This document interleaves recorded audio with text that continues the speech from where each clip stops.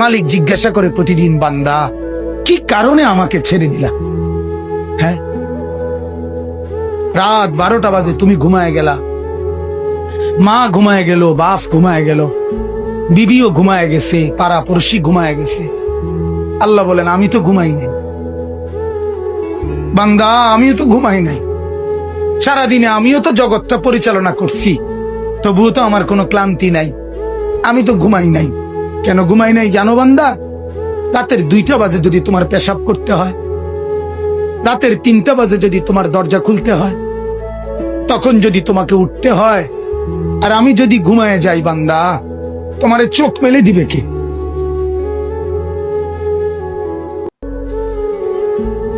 এই বাপ, চোখ মেলে দিবে কে?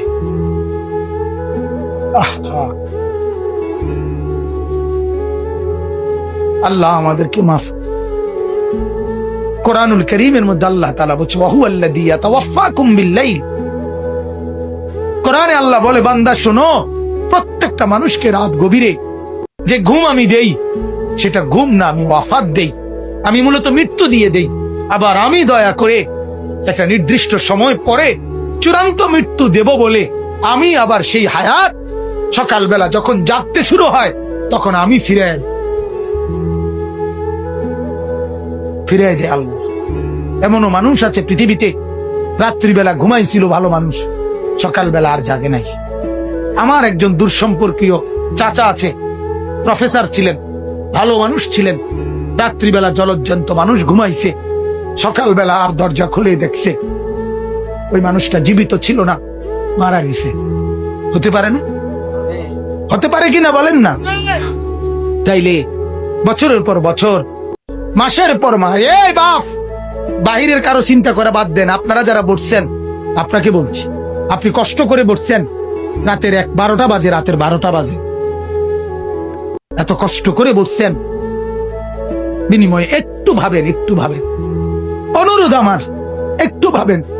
আজ মাঝে মাঝে মন চায় আল্লাহর বান্দা মুসলমানদেরকে বুকে জড়ায় ধরে কাঁদি যে বাপ, কেন এত ভুল করছেন?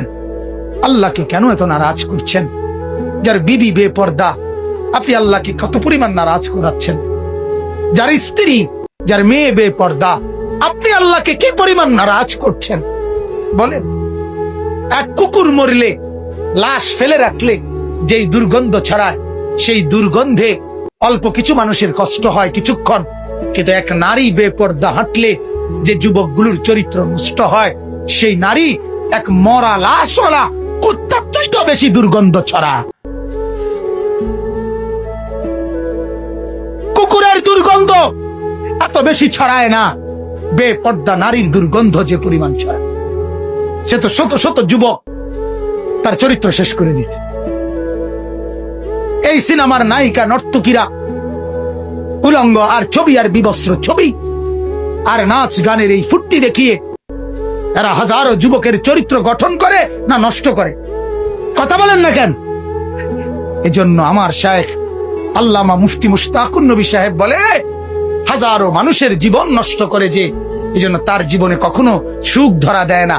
এজন্য এই পৃথিবীর জরিফ এটা, আপনি জরিফ চালায়া দেখেন, যত সিনেমার নায়ক নায়িকা, এদের জীবনের মতো দুঃখী জীবন, ব্যক্তি জীবনের মতো কষ্টের জীবন আর কারো নাই। আপনি খবর লাগা, আপনি খবর লাগা, এদের মতো লাঞ্ছনা। কারণ হাজারো যুবককে নষ্ট করছে এই হাসি দিয়া, অথচ এই হাসিটার মূলত আসল হাসি না। এই হাসি যদি ল্যাবে অথবা ডায়াগনস্টিক সেন্টারে পরীক্ষা করায়, প্রত্যেকটা হাসির মধ্যে ফরমালিন পাওয়া যাবে। কি পাওয়া যাবে? Formalin, formalin, formalin.